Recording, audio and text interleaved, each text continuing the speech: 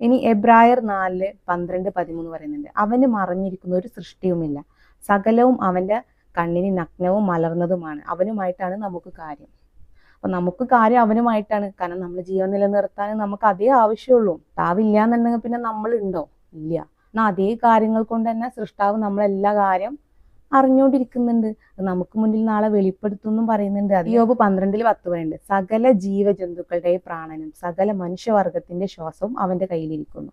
അപ്പൊ സൃഷ്ടാവിന്റെ കൈകൾ എന്ന അംശത്തിന്റെ പ്രവൃത്തിയാണ് എല്ലാത്തിനെയും നിയന്ത്രിച്ചുകൊണ്ടിരിക്കുക, എല്ലാത്തിനെയും ജീവിപ്പിക്കുക എന്നുള്ളതൊക്കെ. അതാണ് കൈകൾ വെളിപ്പെടുമെന്ന് ബൈബിള് പറഞ്ഞല്ലോ. അപ്പോൾ സൃഷ്ടാവിന്റെ അംശത്തിനെ പറ്റിയിട്ടുള്ള തെളിവുകളാണ് പുറത്തു വരിക എന്നുള്ളത്. ഇനി നമ്മൾ ഭഗവത്ഗീതയിലേക്ക് പോയി കഴിഞ്ഞാൽ അധ്യായം 10 വിഭൂതിയാവുക വാക്യം 42, അഥവാ വിസ്തൃതമായി അറിഞ്ഞിട്ട് ഇതിൽ നിനക്ക് എന്ത് കാര്യം? ഈ പ്രപഞ്ചത്തെ മുഴുവനും എൻ്റെ ഒരു അംശം കൊണ്ട് ഞാനാണ് താങ്ങുന്നത്. ബൈബിളിൽ കൈ എന്ന് പറഞ്ഞു, എന്നാൽ ഇവിടെ ഒരു അംശം എന്നും പറഞ്ഞു. എന്നാൽ കർത്താവിന്റെ കൈകൾ എന്ന അംശമാണ് ഈ പ്രപഞ്ചത്തെ പരിപാലിച്ചു കൊണ്ടിരിക്കുന്നത്. എന്നാൽ ഇതിന്റെ മഹത്വം നമ്മൾ അറിയാൻ ഇനി പോണേ ഉള്ളൂ. കർത്താവിന്റെ കൈകളാണ് എല്ലാം നിയന്ത്രിക്കുന്നതും പരിപാലിക്കുന്നത് എന്നുള്ളത് 3 മതത്തിൽ നിന്ന് നമ്മൾ മനസ്സിലാക്കി കഴിഞ്ഞിട്ടുണ്ട് മുന്നേ. അപ്പൊ ഇനിയും നമ്മൾ ഒന്നും കൂടെ റിപ്പീറ്റ് ചെയ്ത് പറയുന്നത് നിങ്ങൾക്ക് ഒന്നും കൂടെ അത് മറ്റുള്ള കാര്യങ്ങൾ പറയുമ്പോൾ അത് ഒന്ന് മനസ്സിലാക്കാൻ വേണ്ടിയിട്ടാണ്. ഇനി അധ്യായം 4 ജ്ഞാനകർമ്മയോഗ വാക്യം 7-8 പറയുന്നുണ്ട്, ഭഗവാൻ തന്റെ അവതാര ലക്ഷ്യങ്ങൾ എടുത്തു പറയുന്നു, സജ്ജനങ്ങളെ, ധർമ്മിഷ്ഠരെ, ഭക്തരെ സംരക്ഷിക്കുന്നതിനും ദുഷ്ടന്മാരെ നശിപ്പിക്കുന്നതിനും ധർമ്മത്തെ വീണ്ടും ഉറപ്പിക്കാനും വേണ്ടിയാണ് ഞാൻ ഓരോ യുഗത്തിലും അവതരിക്കുന്നത്.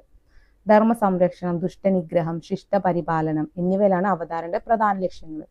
ഈ ഭാരത, എപ്പോഴെല്ലാം ധർമ്മത്തിന് തളർച്ചയും അധർമ്മത്തിന് ഉയർച്ചയും സംഭവിക്കുന്നുവോ അപ്പോഴെല്ലാം ഞാൻ സ്വയം അവതരിക്കുന്നു. ധർമ്മത്തെ പുനഃസ്ഥാപിക്കാൻ ഭഗവാൻ അവതരിക്കുന്നു. അപ്പോൾ എന്നിട്ട് ഭഗവത്ഗീതയിൽ പറയുന്ന കാര്യങ്ങൾ എന്താ? സൃഷ്ടാവിന്റെ ഈ കൈകൾ എന്ന അംശത്തെ പറ്റിയിട്ട് തന്നെ. അപ്പോൾ സൃഷ്ടാവ് അത്രയും ജനങ്ങൾ അനീതിയിലേക്ക് പോകുന്ന ഒരു സാഹചര്യം വരുമ്പോൾ, അല്ലെങ്കിൽ അധർമ്മത്തിലേക്ക് പോകുന്ന സമയത്ത് സ്വയം അവതരിക്കും എന്ന് പറയുന്നുണ്ട്. എന്നാൽ സൃഷ്ടാവിനെ നമുക്ക് നേരിട്ട് കാണാനൊന്നും കഴിയില്ല. എന്നാൽ സൃഷ്ടാവിന്റെ തെളിവുകൾ പുറത്തു വരുന്നതാണ് ഭഗവത്ഗീത പറയുന്നത്. ഇതേ കാര്യം തന്നെയാണ് നമ്മൾ ബൈബിളിലും പറഞ്ഞത്. ഇതേ കാര്യം ഖുറാനിലും പറയുന്നുണ്ട്. സൃഷ്ടാവിന്റെ മഹത്വം ലാസ്റ്റ് അറിയും എന്നുള്ളത് എല്ലാ മതം പറയുന്നുണ്ട്. അപ്പൊ ആ ഒരു കാര്യത്തിലേക്കാണ് നമ്മൾ പോണത്. ഇനി ഫുസിലത്ത് 41-53 പറയുന്നുണ്ട്, ഈ ഖുർആൻ സത്യമാണെന്ന് അവർക്ക് വ്യക്തമാക്കത്തക്കവണ്ണം വിവിധ ദിക്കിലും അവരിൽ തന്നെയും നമ്മുടെ ദൃഷ്ടാന്തങ്ങൾ വഴിയെ നാം അവർക്ക് കാണിച്ചു കൊടുക്കുന്നതാണ്. നിന്റെ രക്ഷിതാവ് ഏത് കാര്യത്തിനും സാക്ഷിയാണ് എന്നത് തന്നെ മതിയായതല്ലേ? തീർച്ചയായും അവൻ ഏതൊരു വസ്തുവിനെയും വലയം ചെയ്തിട്ടുള്ളവനാവും. താവിനെ പറ്റിയിട്ടുള്ള മഹത്വമാണ് നമ്മൾ തിരിച്ചറിയുക. നമ്മുടെ ശരീരത്തിൽ നിന്ന് അതിന്റെ പുറത്തും തെളിവ് വരും എന്ന് പറഞ്ഞു. അപ്പൊ നമ്മൾ ബൈബിളിലേക്ക് പോകുമ്പോൾ സ്വന്തം ശരീരത്തിൽ തെളിവ് വരും എന്ന് പറഞ്ഞു. പിന്നെ സൃഷ്ടാവിന്റെ കൈകൾ വെളിപ്പെടും എന്ന് പറഞ്ഞു. അപ്പൊ സൃഷ്ടാവിന്റെ കൈകളും നമ്മൾ തമ്മിലൊരു ബന്ധമുണ്ട്. കൈകളിലെ തെളിവുമായി ബന്ധപ്പെട്ടിട്ടാണ് സൃഷ്ടാവിന്റെ കൈകളും ഉള്ളത്.